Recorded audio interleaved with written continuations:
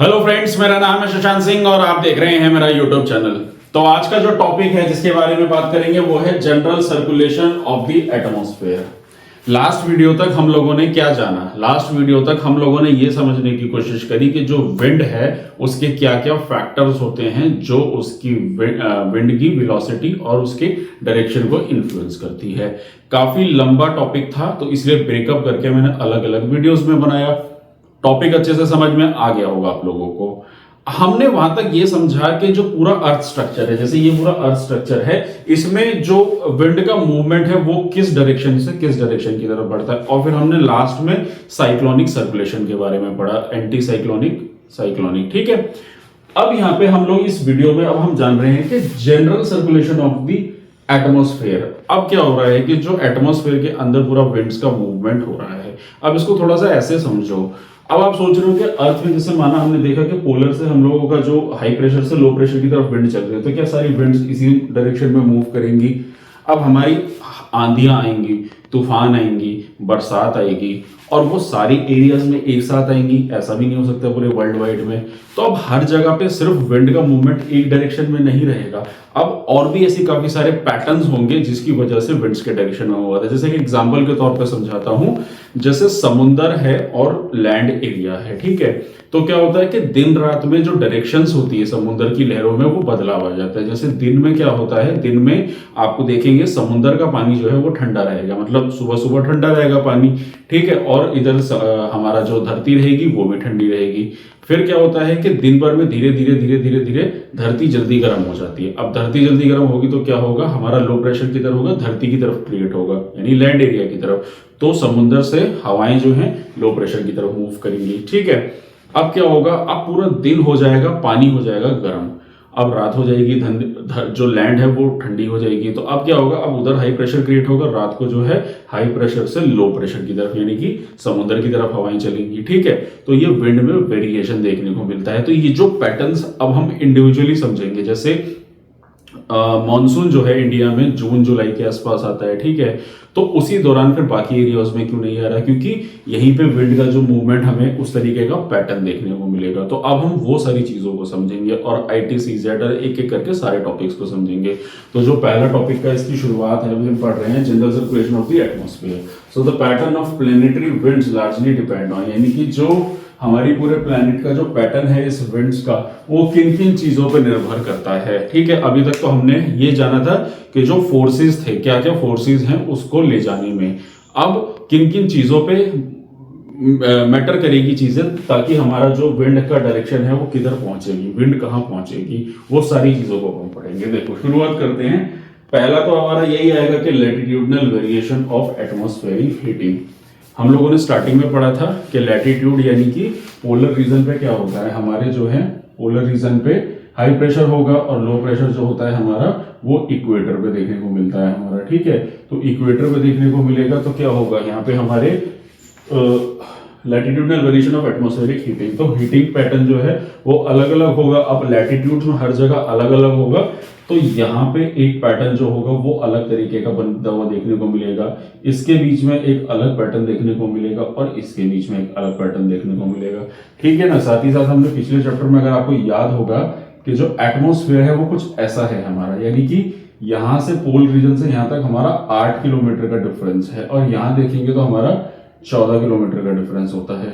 तो वो सारी चीजें फैक्टर वेरी करेंगी हमारे विंड सर्कुलेशन में, हमारे एटमॉस्फेयर में, ठीक है ना। तो सारी जगह का एटमॉस्फेयर एक जैसा नहीं रहेगा। नटसेल में कहने वाली बात सारी की है बस, ठीक है। और क्यों नहीं रहेगा वो ये सारे फैक्टर्स हम एक एक करके समझ रहे हैं। तो पहला बताया मुझे latitudinal variation of atmospheric heating, यानी कि अलग अलग लैटिट्यूड्स पर अलग अलग हीट जोन्स डिवाइड हो जाते हैं। फिर आएगा हमारा इमरजेंस ऑफ प्रेशर बेल्ट्स। अब देखो इमरजेंस का मतलब क्या होता है, इसमें दो पॉइंट्स है, मैं थोड़ा समझा देता हूं। एक हो गया इमरजेंस ऑफ प्रेशर बेल्ट्स, एक हो गया migration of belts following apparent path of the sun. इतना भी छोड़ दो, पहले इतना जान लो। एक तो इमरजेंस के बारे में यहाँ बात कर रहा है, यहाँ माइग्रेशन के बारे में बात कर रहा है। बात दोनों में बेल्ट्स के बारे में ही कर रहा है, प्रेशर बेल्ट्स के बारे में। इसका मतलब ये हो गया, पहला कह रहा है emergence of pressure belt. Pressure belt यानी कि हाई प्रेशर बेल्ट या लो प्रेशर बेल्ट जो हमारी बनती है वो कहाँ बनेंगी। हम लोगों ने पढ़ा था लास्ट वीडियो पे कि जैसे हाई प्रेशर बेल्ट हमारी ऊपर बनेगी ट्रॉपिकल जोन पे, इक्वेटर पे हमारी लो प्रेशर बेल्ट बनेगी, ठीक है। इसको हम कहेंगे इमरजेंस। इमरजेंस मतलब यहाँ पे इनका जन्म हो रहा है, ठीक है। अब क्या ये प्रेशर बेल्ट सेम रहेंगी? अब जो हमारी अर्थ है, सबको पता है अर्थ हमारी थोड़ी टिल्टेड है, टेढ़ी है, ठीक है। तो सन अगर मान लो यहाँ पे है हमारा, तो यहाँ पे दूर पड़ेगा हमारा नॉर्थ जोन, साउथ जोन पास पड़ेगा। फिर जब सूरज घूम के इधर आ जाएगा तो अब दोनों जगह बराबर है, हीट डायरेक्ट पड़ेगी। सूरज इधर चला जाएगा तो क्या होगा, नॉर्थ जोन जो है वो नजदीक हो जाएगा, साउथ जोन जो है दूर हो जाएगा, तो सूरज की किरणें दूर हो जाएंगी। तो सूरज की किरणें एक जैसी तो हर जगह डिस्ट्रीब्यूट हमेशा नहीं रहेंगी। तो जब सूरज की किरणों में बदलाव आएगा तो क्या होगा, इन्हीं प्रेशर बेल्ट्स का माइग्रेशन हो जाएगा। माइग्रेशन यानी अपनी जगहों से बदल जाएंगे, ठीक है। यानी कि ये परमानेंट नहीं रहती। हमने लास्ट वीडियो में पढ़ा भी था कि these belts are not permanent, ठीक है। तो इमरजेंस यानी कहां से इनका जन्म होगा, मतलब कहां बननी शुरू होंगी और फिर वो कैसे माइग्रेट करेंगी, ठीक। चौथा पॉइंट आता है, समझ में आ गया ना, migration of belt following apparent path of sun, मतलब सन की डायरेक्शन बदलेगी, ठीक है। अगला आता है हमारा distribution of continents and ocean. अभी थोड़ी देर पहले मैंने बताया था आप लोगों के ओशन और लैंड के बीच में कैसे वेरिएशन रहेगा हवाओं का। तो हाई प्रेशर लो प्रेशर जो विंड्स चलेंगी, तो समुद्र में अलग लेवल की विंड्स होंगी, ज्यादा होगा क्योंकि वहां पे फ्रिक्शन नहीं होगा, ठीक है। लैंड में क्या होता है, फ्रिक्शन होता है, फ्रिक्शन होगा तो वहां पे विंड की डायरेक्शन स्पीड में अलग तरह का बदलाव रहेगा, ठीक है ना। तो विंड की डायरेक्शन में फर्क पड़ता है। जैसे समुद्र में आप लोगों ने देखा होगा, समुद्र की लहरें कितनी तेज तेज चलती हैं, वो विंड की वजह से ही एक मेजर रोल होता है उसका, ठीक है।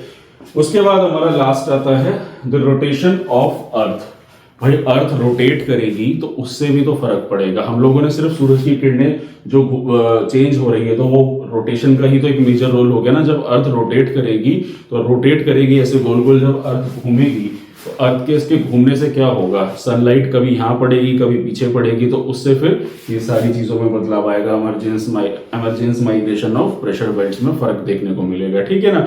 और उसी की वजह से जो पूरा डिस्ट्रीब्यूशन है अर्थ सरफेस के अंदर एटमॉस्फेयर का, विंड का, वो अलग अलग जगह पे अलग अलग काम करेगा और उससे अलग अलग तरीके का फिर हमें क्या है, रिजल्ट देखने को मिलेगा। तो कहीं पे हमें बरसात देखने को मिलेगी, कहीं पे हमें स्नोफॉल देखने को मिलेगा, कहीं पे बरसात ही नहीं होगी, कहीं पे एकदम बर्फ जमी होगी।